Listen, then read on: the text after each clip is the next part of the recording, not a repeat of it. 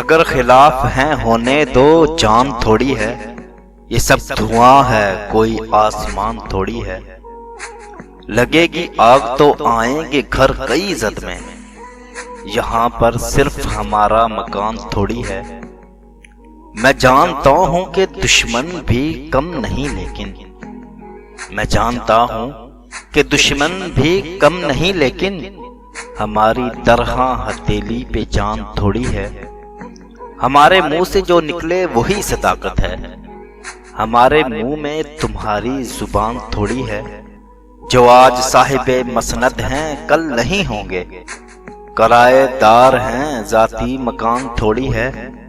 सभी का खून है शामिल यहाँ की मट्टी में, सभी का खून है शामिल यहाँ की मट्टी में। किसी के बाप का हिंदुस्तान थोड़ी है। चैनल सब्सक्राइब कर लें, बेल आइकन को प्रेस कर लें, आपको अपडेट्स मिलती रहेंगी।